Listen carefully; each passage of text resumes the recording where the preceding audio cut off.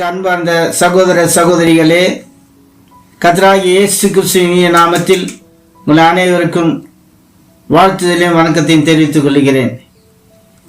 இந்த 2024 ஆண்டு கடைசி மாதம் டிசம்பர் மாதம் 1ஆம் தேதியை காண செய்த தேவனுக்கு நன்றிகளை செலுத்துகிறேன். கடந்த 11 மாதங்களாக நம்மை கண்ணின் மணி போல் பாதுகாத்து தேவைகளை எல்லாவற்றையும் சந்தித்து வழிநடத்தின தேவன் தாமே இந்த 12ஆம் மாதத்தையும் நமக்கென்று ஆசீர்வதித்து பாதுகாத்து வழிநடத்துவாராக. பரிசுத்த வேதாகமத்தில் யோவான் எழுதின சுவிசேஷம் 3ஆம் அதிகாரம் 16ஆம் வசனம், தேவன் தம்முடைய ஒரே பேரான குமாரனை விசுவாசிக்கிறவன் எவனோ அவன் கெட்டு போகாமல் நித்திய ஜீவனை அடையும்படிக்கு அவரை தந்தள்ளி இவ்வளவாய் உலகத்திலே அன்பு கோர்த்தார் என்ற வசனத்தை இந்த மாதத்தின் வாக்குத்தத்தமாக கொடுத்திருக்கிறார். அதற்கு முன்பாக இந்த சேனலை பார்த்து கொண்டிருக்கிறதான அனிஷ் ரிச்சர்ட் அஃபிஷியல், இந்த சேனல் 2K சப்ஸ்கிரைபர்ஸ் ஏற செய்த உங்கள் அனைவருக்கும் இயேசு கிறிஸ்துவின் நாமத்தில் வாழ்த்துதலையும் வணக்கத்தையும் தெரிவித்துக் கொள்கிறேன். 17ஆம் வசனத்தை பார்க்கும்போது,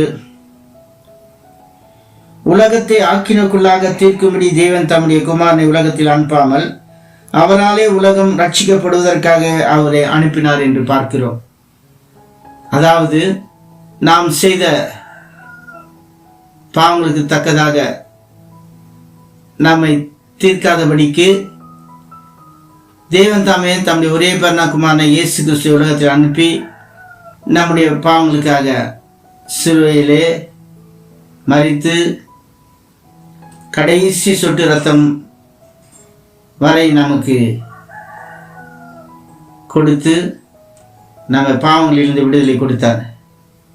அப்படிப்பட்டதான இயேசு கிறிஸ்து உலகத்தில் பிறந்ததாக கொண்டாடப்படுகிற இந்த டிசம்பர் மாதம் இந்த நற்செய்தி மற்றவர்களுக்கு நாம் அறிவிப்பது மட்டுமல்லாமல் திக்கற்றவர்கள், எளியவர்கள், வறியவர்கள் அவர்களுக்காக நாம் ஜெபிப்போம்.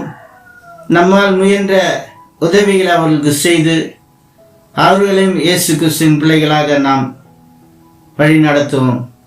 கர்த்தர் தாமே உங்களையும் உங்கள் குடும்பத்தாரையும் நம்ம சூழ்நிலை ஒவ்வொரு ஆசீர்வதித்து வழி நடத்துவராக. ஆமென்.